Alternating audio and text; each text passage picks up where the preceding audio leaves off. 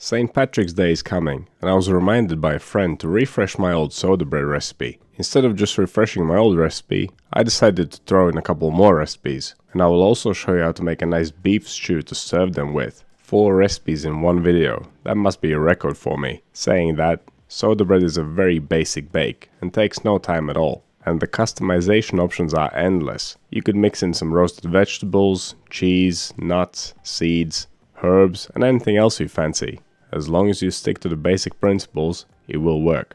And the same goes for the stew. Use any vegetables that you like, any herbs, it's up to you. But let's get right into it. Let me show you how these breads are made first. Starting with the soda bread muffins, we'll use a 50-50 mix of whole wheat flour and white bread flour. To that you want to add salt, baking soda, sunflower seeds, and feta cheese. Give it a quick mix to distribute all the ingredients evenly. And then add buttermilk, or you could use yogurt instead. It is a chemical leavening process that makes the bread rise. The baking soda is alkaline, but the buttermilk, or yogurt, is acidic. Mixing them together creates a chemical reaction. That chemical reaction produces carbon dioxide, which makes the bread puff up. Whenever you're making soda bread, always mix the dry ingredients separate and only then add the liquid. And you want to mix and work quickly. The sooner you get the bread in the oven, the lighter it will be. Also, gluten is our enemy here. You want the dough to be nice and loose, so don't work it too much and definitely don't knead it. It only needs to be mixed enough so that the flour absorbs all the liquid. With this particular recipe, we mix the dry ingredients, then we combine them with the buttermilk, mixed until there's no dry flour left, divided the dough into equal pieces, gave it a quick shaping to make them nice and uniform, then a dusting of flour, quick scoring with the scissors, and in the oven they go. All 3 recipes will be baked at the same temperature, 170 degrees Celsius or 340 Fahrenheit. The muffins will take around 25 minutes. I'll leave them to cool down on the rack, and whilst they are cooling down, we'll move on to the next recipe. It will be an enriched soda bread loaf made with only white flour. Because this recipe contains butter, there's a slightly different technique. Combine the flour, salt, baking soda, and butter. Then crumble the butter into the flour.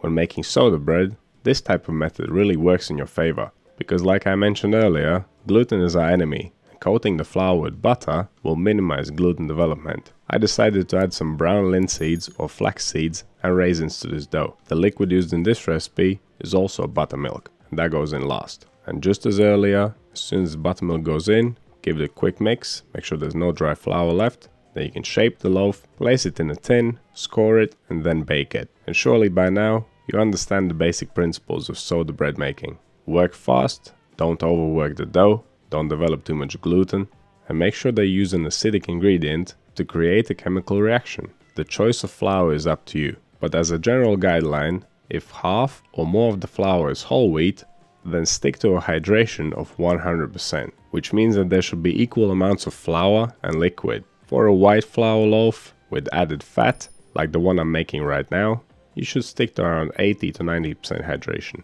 And this too should be scored before baking.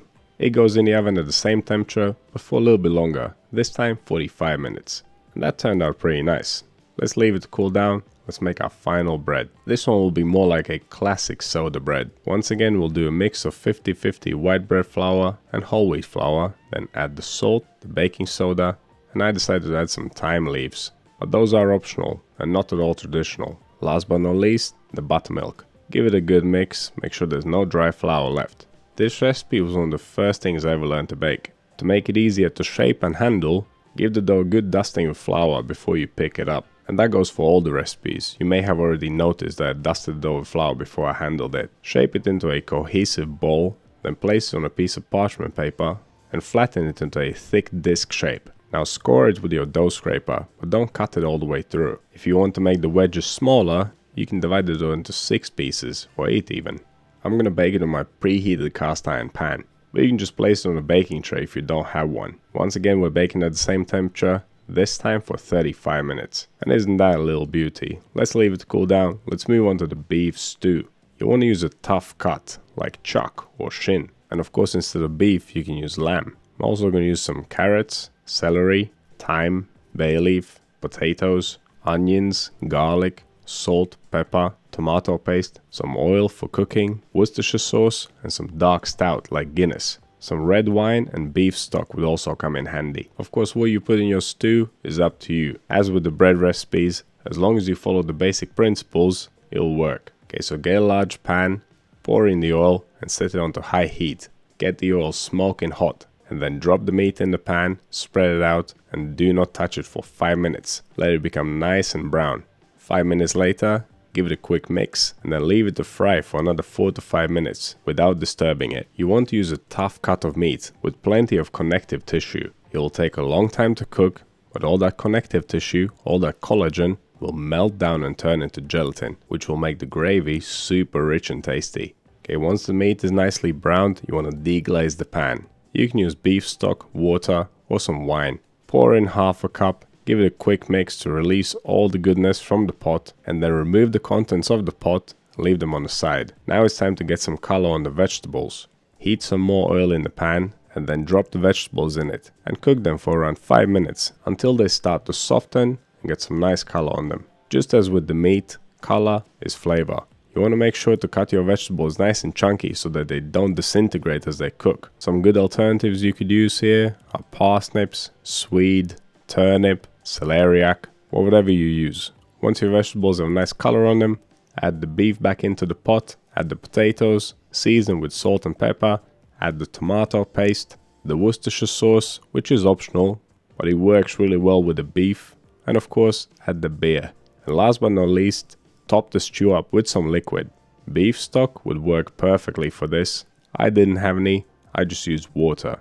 It'll be flavorful enough because of all the other ingredients and the methods that we used. Bring the stew up to a boil, turn the heat down to a simmer, cover it up and leave it to cook for around 2 hours. You want it to be barely bubbling. The slower it cooks, the better. In fact, if you cook a tough piece of meat on a high temperature, you'll get only tougher.